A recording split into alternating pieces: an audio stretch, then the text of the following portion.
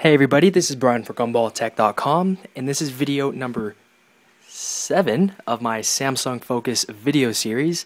This is going to be the final primary video, and I'm basically going to summarize everything I've said in the previous videos, and then I'll give you my final verdict on the Samsung Focus and Windows Phone 7.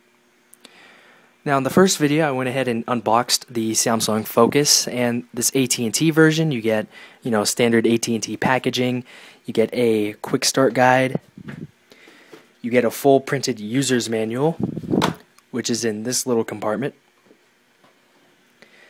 Then you get a couple of extra goodies. You get your micro USB cable, a noise cancellation headset, which is pretty decent. The audio quality isn't great at all, but it does give you some noise cancellation, and it does have a microphone and control button on here, so it's better than most headsets that you get with cell phones.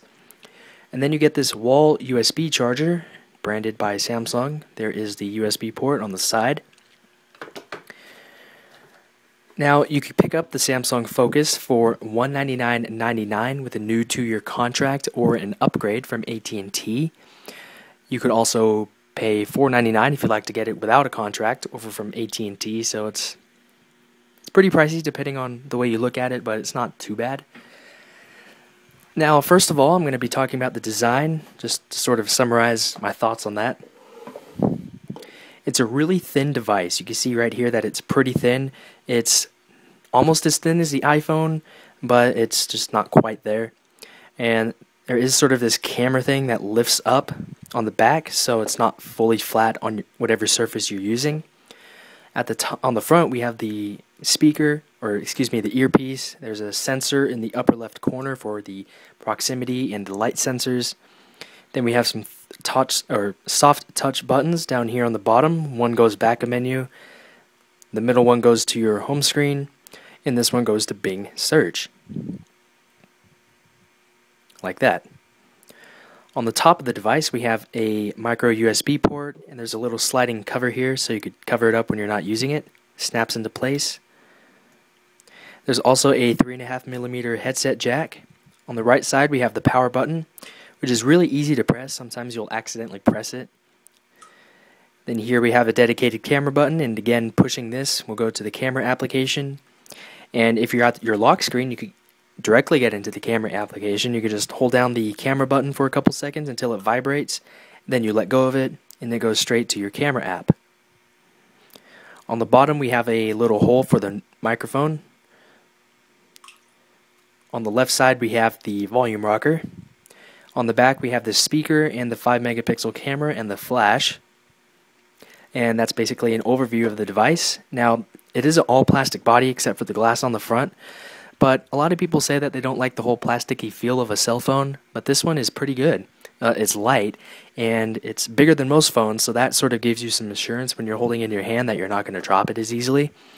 It is pretty light, so sometimes you might get a little worried about it, but overall I do like the feel of the Samsung Focus quite a bit, but you could definitely see that it's a fingerprint magnet, so you'll probably want to either get a case, a screen shield, or you'll probably want to just clean it every couple of days or so, because it does get a lot of fingerprints because it's plastic on the back.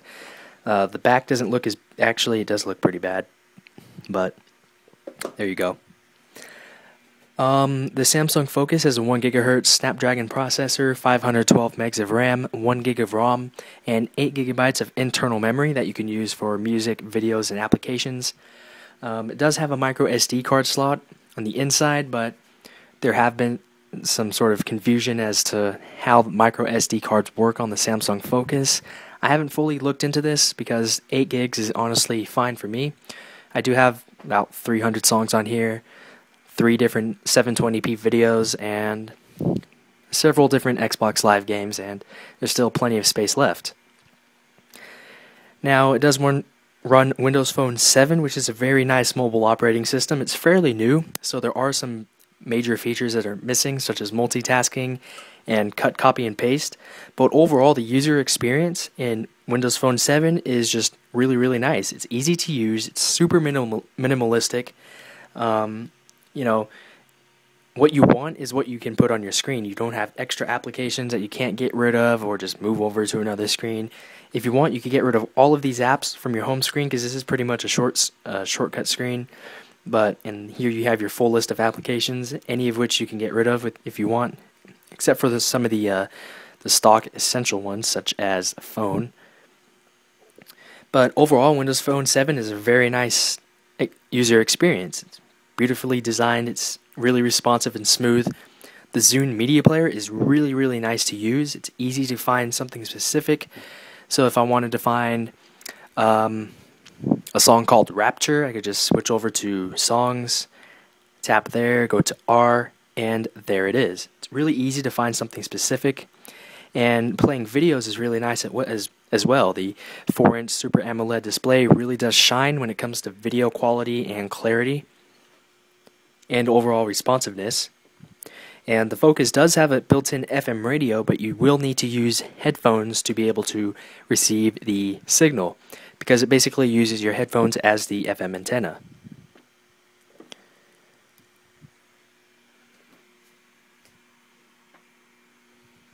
Now I'm going to quickly talk about the earpiece on the Focus. It's not very loud. It's not nearly as loud as what I'd like. It's definitely not as loud as on my iPhone 4 in my opinion. And the overall clarity of the earpiece isn't really good. Sometimes it's difficult to hear what the other person is saying. So you'll probably want to use a Bluetooth headset or the one that's included in the packaging. Now, the speaker on the back is pretty darn loud. It's very good. It's really, really loud, and it's pretty clear as well. You could watch videos on it, and it's a really nice experience. It's definitely nice to listen to music with. And since I'm talking about the back of the phone, the 5-megapixel camera on the Focus is pretty good. Windows Phone 7 gives you a lot of customization options when you're taking your pictures, and overall, they look pretty good. It's definitely comparable to the iPhone 4, which is said to have the best mobile phone camera. But when it comes to 720p HD, this doesn't seem like it's quite as good, because it records at 24 frames per second instead of about 30 frames per second, which is sort of the standard when it comes to video. 24 frames per second is usually what the movie producers use to make films and things like that.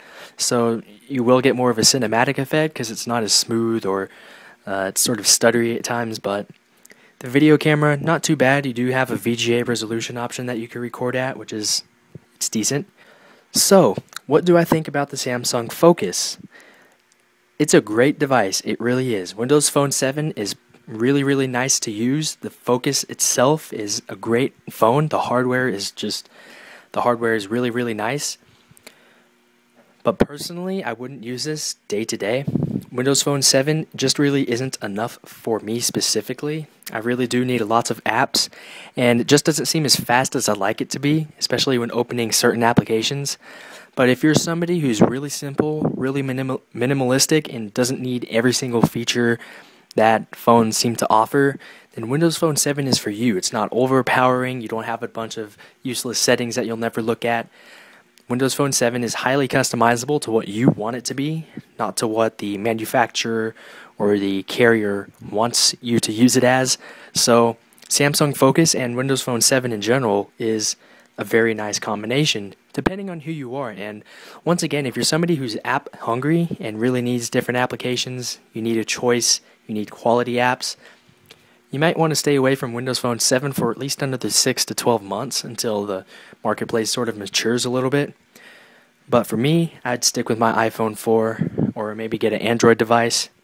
But once again, if you are somebody who's minimalistic, simple, doesn't need anything that's too out of the ordinary, but you want something that still has a lot of features, then Windows Phone 7 is just perfect. It's definitely a nice platform. I think a lot of people will enjoy using it. Like me, I'm usually the iPhone person. I usually don't like Android or anything else, but Windows Phone 7, it's definitely a pleasure to use, and I hope it does well in the future. So that about concludes all of my Samsung Focus goodness. I will have a couple extra videos coming up. I have one showing some diagnostics codes, so you could sort of test your device a little bit. And then I do have one sort of comparing the Focus to the iPhone 4 in overall design, software, hardware, and a little speed test. But anyway, that's about it with all my Samsung Focus stuff. I hope you guys enjoyed it. You could leave any of your comments, questions, suggestions down below in the comments area. And if you like what you saw, you can subscribe to my channel. So thanks a lot, you guys, for watching my videos, and I'll see you in the next one.